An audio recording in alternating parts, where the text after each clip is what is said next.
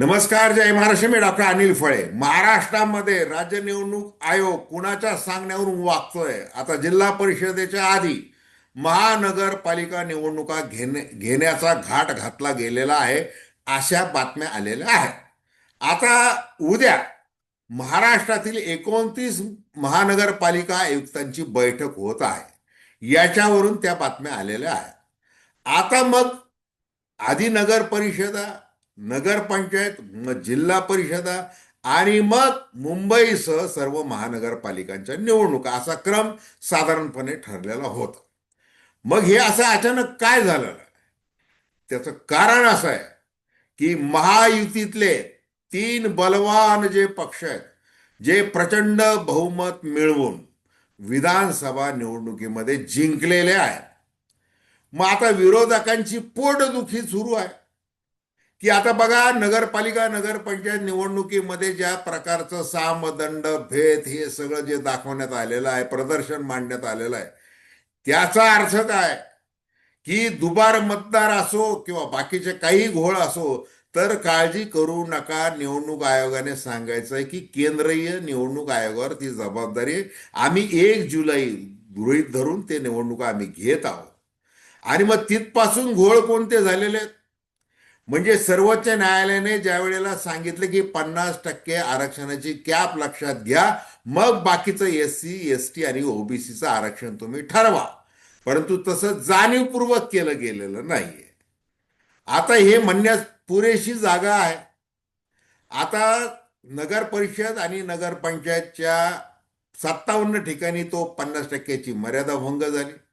त्याच्यानंतर या निवडणुकीमध्ये दुसरा घोळ काय झाला की निवडणूक आयोगाने अचानक सांगितलं की आता ह्या ज्या 20 नगर परिषदा नगरपंचायतच्या निवडणुका आहेत त्या आम्ही नंतर घेऊ, 20 डिसेंबरला घेऊ. का? तर उमेदवार आक्षेप अर्ज करत आहेत आणि न्यायालयामध्ये गेलेले आहेत. मग मुख्यमंत्री देवेंद्र फडणवीस यांनी ताबडतोब त्याच्यावर नाराजी व्यक्त केली. आता पृथ्वीराज चव्हाण, जे काँग्रेसचे ज्येष्ठ नेते आहेत, महाराष्ट्राचे माजी मुख्यमंत्री आहेत, त्यांनी सांगितले की घटनेच्या 73 व 84 घटनेची पायमल्ली म्हणजे ते पायदळी तोडवणारं काम निवडणूक आयोगाच्या माध्यमातून कुणी केलेलं आहे? तर ते सरकारनेच केलेलं आहे. आणि मग दुसरा अतिशय गंभीर आरोप जो शशिकांत शिंदे, शरदचंद्र पवार, राष्ट्रवादी काँग्रेसचे प्रदेशाचे अध्यक्ष, त्यांनी केलेला आहे की हे आता 20 दिवस म्हणजे EVM मध्ये घोळ घालण्यासाठी खास हे सगळा घोळ घातला गेलेला आहे निवडणूक आयोगाच्या माध्यमातून, असा थेट आरोप केलेला आहे. या सगळ्या गोष्टींमध्ये कितपत तथ्य आहे, याविषयी आपण थेटपणे चर्चा करणार आहोत. दर्शकांना विनंती की चॅनल सबस्क्राईब करा, सबस्क्राईबचं बटन दाबावं आणि आपली प्रतिक्रिया बिनधास्तपणे नोंदवावी. हे बघा, एक तटस्थ भूमिकेतून स्वतंत्र पत्रकारिता म्हणून आपण सर्वसामान्य नागरिकांच्या दृष्टिकोनातून चर्चा करत असतो. आता पृथ्वीराज चव्हाण हे तसे मोठे नेते.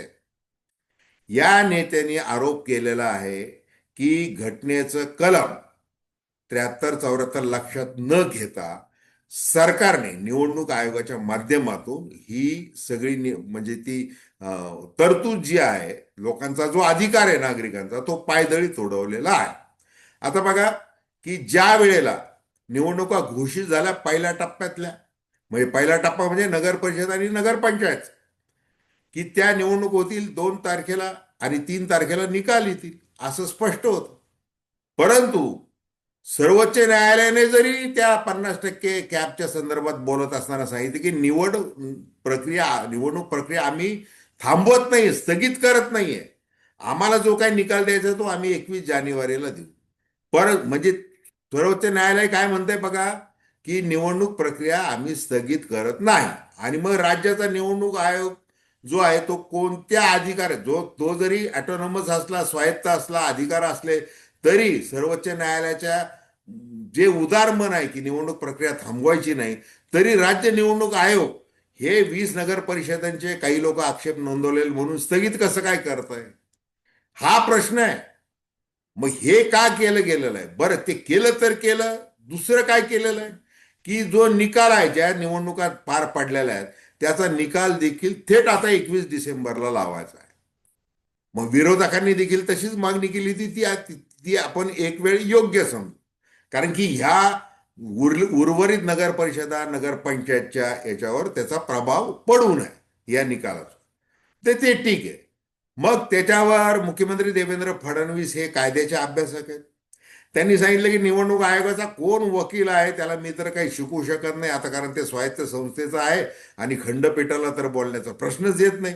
परंतु हे जे काही झाले ते चुकीचं झालेलं आहे. मग या सगळ्या परिस्थितीमध्ये ज्या वेळेला ओरड सुरू झाली महाराष्ट्रामध्ये, त्यावेळेला काय झालं, आता पुन्हा एकदा सर्वोच्चार ही जी काही गोष्ट गोंधळ सगळा जो माजलेला आहे, म्हणजे सत्र न्यायालय ते सर्वोच्च न्यायालय. मग तिचं काय सांगितलेलं आहे की तुम्ही नगरपंचायत ज्या 57 ठिकाणी नगर परिषद आणि नगरपंचायतचा निकाल म्हणजे आरक्षणाची मर्यादा ओलांडलेली आहे, त्याचप्रमाणे जिल्हा परिषदेच्या म्हणजे 17 जिल्हा परिषदांमध्ये देखील आरक्षणाची मर्यादा ही 50% जास्त ओलांडलेली आहे. मग आता जसं नगर परिषद नगरपंचायत निवडणुकीमध्ये जसं सुप्रीम कोर्टाने सांगितलं तसं जिल्हा परिषदेच्या बाबतीमध्ये होऊ नये म्हणून महानगरपालिकेच्या निवडणुका आधी घ्यायच्या. मग त्या आता महानगरपालिका निवडणुका ज्या 27-29 ज्या आहेत महानगरपालिका, त्याच्यामध्ये 2 ठिकाणी आरक्षण मर्यादा अशाच प्रकारे ओलांडली गेलेली आहे, चंद्रपूर आणि नागपूर. मग आता त्या जर अपवाद सोडल्या तर बाकीच्या ठिकाणी आपण निवडणुका सुरळीतपणे घेऊ शकतो असं निवडणूक आयोगाला कधी वाटलेलं आहे, काळ वाटलेला आहे. आणि मग असे जे निर्णय होतात, हे निर्णय जरी स्वायत्त असले निवडणूक आयोग, तरी सरकारशी विचार विनिमय केल्याशिवाय असे निर्णय होत असतील का, हाच खरा प्रश्न आहे. आता मुळात दिनेश टी वाघमारे आहेत नागपूरचे, आणि जानेवारी 2025 मध्ये ज्या वेळेला मंत्रिमंडळाने मुख्यमंत्री देवेंद्र फडणवीस यांना अधिकार दिले की तुम्ही निवडणूक आयुक्त कोण असावा याची शिफारस राज्यपालांकडे करा, हे तुम्हाला अधिकार आहे. मग मुख्यमंत्री देवेंद्र फडणवीस यांनी काय केलं की दिनेश वाघमारे यांचं नाव सुचवलं राज्यपालांना, आणि मग ते 28 जानेवारी 2025 मध्ये काय ते निवडणूक आयुक्त झाले. आणि मग ही सगळी मोठी जबाबदारी म्हणजे या वर्षी ज्या काही आपल्याला स्थानिक स्वराज्य संस्थांच्या निवडणुका घ्यायच्या त्या दृष्टीने मग घोळाला कुठं सुरुवात झाली. राज ठाकरे, उद्धव ठाकरे, काँग्रेसचे सगळे नेते, वडेट्टीवार वगैरे या सगळ्यांनी काय केलं, सत्याचा मोर्चा काढला. का काढला की विधानसभा निवडणुकीमध्ये ज्या पद्धतीने मतदार याद्यांमध्ये घोळ केला, ईव्हीएम मध्ये फेरफार केले, ते सगळे लक्षात घेऊन तुम्ही निदान मतदार याद्यांमधली जी दुबार पेरणी झालेली आहे जाणीवपूर्वक, ती आधी काढा आणि मग निवडणुका घ्या. राज ठाकरे तर असं म्हणाले की ते निवडणुका लांबले तर काय हरकत आहे थोडेसे, परंतु तसं केलं गेलं का, तसं केलं गेलं नाही. ज्या वेळेला विरोधकांचे शिष्टमंडळ निवडणूक आयुक्त राज्याचे दिनेश वाघमारे यांना भेटले, ते म्हणले की आमचं काम काय, निवडणुका घेणं आहे का आमचं काम. निवडणूक यादी संबंधी कोण निर्णय घेतलं, केंद्रीय निवडणूक आयोगाचा प्रतिनिधी राज्यातला म्हणजे ते चोखलिंगम घेतात, त्यांनी त्यांच्या तिकडे ढकलून दिलं, पासिंग द बक. हे असं सगळं केलेलं आहे. आता आता मुख्य मुद्दा काय की आता महानगरपालिकेच्या निवडणुका घ्यायच्या, उद्या ती मनपा आयुक्तांची बैठक होईल आणि त्या दृष्टीने ठरवलं जाईल. मग पुढच्या अजून 2 म्हणजे 1-2 आठवड्यामध्ये तो कार्यक्रम जो आहे तो घोषित केला जाऊ शकतो. आता दरम्यानच्या काळामध्ये काय, दरम्यानच्या काळामध्ये इकडे नागपूरला हिवाळी अधिवेशन आहे. मग ते अधिवेशन त्याच्यावर प्रश्नचिन्ह आहे आता. म्हणजे एक अधिवेशन घेतील, मग तिथं सांगतील की आपण आता काय स्थानिक स्वराज्य संस्थांच्या सगळ्या या आरक्षण वगैरे याच्या ह्या सगळ्या जे मुद्दे लक्षात घेतले तर आपण एखादं सुधारणा विधेयक आणू, मग अमुक करू, मग तमुक करू. म्हणजे काय, याचा अर्थ असा की हे पुढं पुढं ढकलायचा तर विचार नाही ना. म्हणजे झालेल्या निवडणुकांमध्ये त्याचा निकाल लावायचा नाही, त्या स्थगित ठेवायच्या या कारणाने पुढच्या निवडणुका होतील का नाही याच्यावर शंका करायचं. आणि सर्वोच्च न्यायालयाने अगदी सुरुवातीला मे 2025 मध्ये जे सांगितलं होतं की 31 जानेवारी 2026 पर्यंत तुम्ही सगळ्या निवडणुका घ्या. मग आम्ही तर तसं करायला गेलो, परंतु हे असे तांत्रिक अडचणी आलेल्या आहे, कायदेशीर अडचणी आलेल्या आहे, हे सगळं झालेलं आहे. असं म्हणून पुन्हा काही सर्वोच्च न्यायालयाकडे दाद मागितली जाईल की जरा आम्हाला मुदत वाढवून द्या. असं काही आहे का, या संबंधी मंत्रालय परिसरामध्ये जोरात चर्चा आहे. आणि त्याच्यामुळे हे शंकेला वाव आहे की हा काही म्हणजे वेगळाच ड्रामा तर केला गेलेला नाही ना निवडणूक आयोगाने सरकारची मिलीभगत आतून, असं दिसतंय, असा आरोप होतोय. आता शशिकांत शिंदेंनी जे आरोप केलेला आहे की हे ईव्हीएम मध्ये घोळ घालण्यासाठी. आता बघा, सांगली जिल्ह्यामध्ये आष्टा नगर परिषद आहे. तिचं काय झालेलं आहे, तिथं ते जे आकडे आणि लोकांनी जे काही निषेध तीव्र तिथं व्यक्त केलेला आहे कार्यकर्त्यांनी, एकूण मतदार आहेत त्या आष्टा नगर परिषदेचे 30,584.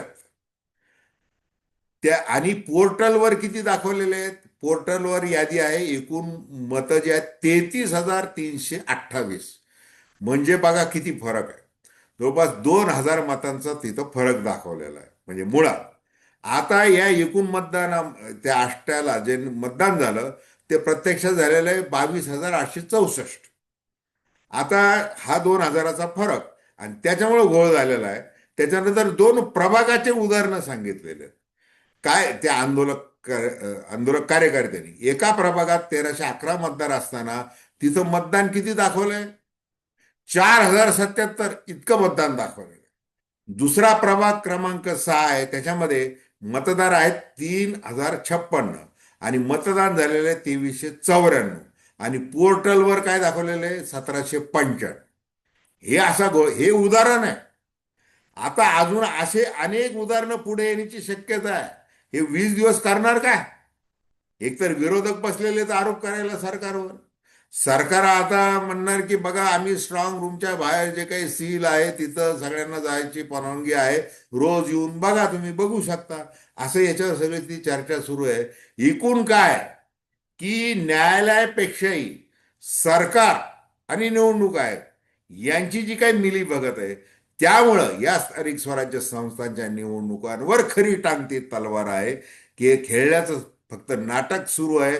आणि म्हणूनच पृथ्वीराज चव्हाण यांनी घटनेचं कलम 73 आणि 74चा उल्लेख करून नागरिकांचा अधिकार पायदळी तुडवला जातोय, अशा प्रकारची टीका केलेली आहे. तर धन्यवाद. हा व्हिडिओ आपल्याला आवडला असेल अवश्य शेअर करा, सबस्क्राईब करा आणि आपल्या प्रतिक्रिया बिनधास्तपणे नोंदवा. धन्यवाद.